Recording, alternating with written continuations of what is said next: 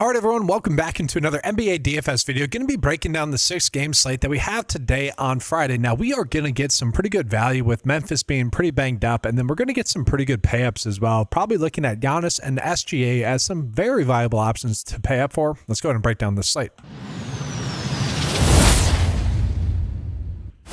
Now, as always, guys, I like to do kind of a game-by-game breakdown so that we're not missing out on any of the top plays or potentially good value plays. And we're going to do that here. So we're going to start out here with Houston versus Detroit, guys. I will say there isn't that much that I love here in this game, though. Now, that being said, that is if Cade Cunningham is indeed active. So we take a peek at kind of the injury report for him, projected to get 35 minutes. So we are expecting him to play. So he's upgraded to probable now as well. And so, yeah, he's going to be good to go. So maybe he's someone we could look for in a pay up. But I will say, very low game total here, 217. And then we look at the point spread. That we don't care about that. 3.5 point spread. That's nice. On the flip side of this, guys, Tari Eason, questionable. And then you also have Aaron Holiday, who's day-to-day. That could lead to someone like Josh Okogie or potentially like Jabari Smith being a little bit of values for us on the slate, but I don't think we want to get to this game too much just with how low the over and under is. And if we look at kind of the data here, that's what it's saying as well. No one's really going to be a good value for Detroit. And then we take a peek at Houston as well, guys. Again, a little bit of potential value here, but nothing too crazy. If Eason and also Aaron Holiday were active. And so let's go ahead and take a peek at the next game. We got Phoenix versus Atlanta, guys. Kind of this similar situation where, sure, this game is going to be a little bit more appealing with it being a little bit higher scoring. But the pricing that we're getting here is already adjusted, I would say, for the most part, due to these, little injuries and due to the trade that the Atlanta Hawks made recently. And so we take a peek at the Hawks value, guys. Again, not too much. If you want to get to Jalen Johnson as a pay up, coming in off of 2 really good games, I don't mind that. I think that ends up being a potentially great pay up. But that's where I'm looking at. Maybe a little bit of Anika, but nothing too crazy there with him. And then for Phoenix, guys, I don't want to mess with Phoenix that much. Mark Williams might be a decent value, but I think really nothing too much in these early games, which to me, guys, is very nice about these opening games, is that we don't have to get on them too much so that maybe some of the news that we're waiting on later in the day will end up going our way and we can make some better lineups based off of that. So let's go ahead and get into those later games that we are seeing. And so, guys, Boston, they could be without Kata, and so that could be a potential spot for some value. But we already do know that Derek White is out as well. And so with that, maybe a little bit of value for us. But this is a lower scoring game as well. So we don't like that. Maybe a potential for a blowout at about 8.5 points as well. And so we'll take a peek at the Boston value. Yes, Peyton Pritchard is going to be a little bit more appealing. I would say Jaylen Brown, decent there. Actually, Garza is someone that does benefit on a per minute basis, a decent amount with Derek White off the court, but also if Kata were to sit, then he'd be really one of the better values on the play in general. Minutes wise, it's actually Anthony Simons that picks up the most amount of minutes with Derek White off the court. But I think we're just looking at Pritchard as a fine pay up at $7K. I do think he has a good chance to end up hitting about 5x there. I'm going to take a peek at the Brooklyn Nets, guys.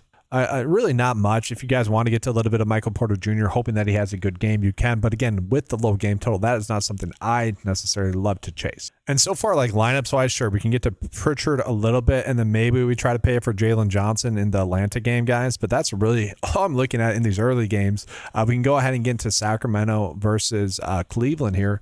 Also a game where I don't know if we necessarily need to go crazy with it, although it is a little bit better due to some of the smaller injuries that Cleveland has. We could begin a little bit of value. Like, we're going to have to start finding some plays, right? And so we look at Cleveland, guys. They're going to be without Sam Merle, Darius Garland, and Max Strus. So like Jalen Tyson's kind of intriguing to me. Dean Wade, maybe not terrible, which sounds weird to say. And then as always, we could be looking at Mobley, Allen, and Mitchell in a little bit of our builds. And then Sacramento, guys, not terrible. This is about 11.5 point spread, though, so we don't like that. And a decent game total, 233.5 at least. We take a peek at Sacramento, though, guys. It is kind of a guessing game. If you want to mix and match some of the guards' exposure, you can. I don't want to deal with that, like especially in terms of like a single entry approach. Just not really worth it to break it down that way. And then yes, for Cleveland, guys, I will say like a little bit of Dean Wade isn't terrible at 3.6. He's clearly too cheap. I don't know if you necessarily need to get down that low, but he's also someone that I don't mind. I think it could be worthwhile. Tyson's probably priced up a little bit too much. I would actually rather get to Hunter there instead, but I do think Dean Wade just, a fine, literally like 4.5x play. He's someone that won't hurt your builds most likely, could have the potential to really help them, but for the most part, just an okay value, someone that you could upgrade with later on the day as we get some more value. And then we get into the two games that we've been waiting on, the Pelicans and Memphis, and then we get the Pacers versus Thunder. We're obviously going to start with this Pelicans versus Memphis game here, guys. And so the Pelicans going to be without Alvarado, Murray. Nothing too crazy there. Herbert Jones could potentially be out as well. But this is a close game, 6-point spread in favor of Memphis. Actually, that's crazy. And then about 240 game total. Now, we are seeing Memphis is going to be without Ja, Eldama, and Edey. That's going to create a lot of usage and hopefully productivity, although we do see, guys, the minutes are very thin for Memphis, which is something we don't like. So, like, Cam Spencer is someone that if we were going to get 30 minutes out of him, we'd love him. But he's kind of priced up. He's popping up as one of the better values. I'm a little bit worried about it. And then Vince Williams as well. Like he gets probably a better minutes bump than what we're projecting, but overall, he's a little worrisome. And then I actually like Jock Landale, projecting about 2.1 more minutes. But this is the issue with Memphis. They are too cheap, but their minutes are kind of capped. So are they really going to end up being too cheap? I say yes because of the game total, but I could see a path where people maybe wouldn't want to get to that game. But we got to look at Memphis, guys, because this is where we are getting the value. So Jaren Jackson Jr., clearly too cheap. He should be able to go off again, assuming the game is a 6-point spread in favor of Memphis. He would be the one that does go off. Cam Spencer, he really projects to be a great value, guys. But at 23 minutes, a little bit of a concern. Then I love Landale, but you could also get to Coward. Vince Williams is someone that I don't mind as well. So like I think we should be pulling in at least 3 plays from Memphis. I do want to get to Jaren Jackson. I actually like Landale a little bit more, but Cam Spencer is probably someone we need to begin to as well. And so for roster construction, I'll put Johnson in there, and then obviously Landale going to be kind of the center play for us. Priced up a little bit. Okay, don't necessarily love that. And then Cam Spencer, again, the price is not the best, but we do know he does really have a ton of upside if he ends up actually in more minutes than what he's projecting it. But it's not a lock and load. You're really just chasing that game total. Coward, who's a tiny bit cheaper, does feel a little bit safer, but also kind of feels like he has less of a ceiling. I'm fine getting to either of them. I would almost set a rule where we are going to get to one of those two in like all of our builds, but maybe don't want both of them in your builds. Jalen Wells, okay. What was interesting, guys, is John Concher ended up starting last game, played 21 minutes, had 12.5 DFS points. I mean, not a terrible pump play as well, but also not someone we need to go crazy with. I don't mind Vince Williams, guys. If he ends up getting 25 or so minutes, he's not terrible. But with Memphis, again, they are really spreading out the minutes. So that is something that is a little bit ugly about Memphis. And then with the Pelicans, I don't think we need to get to anyone specifically. Although if you want to run it back with like a Trey Murphy or Zion, I don't mind that.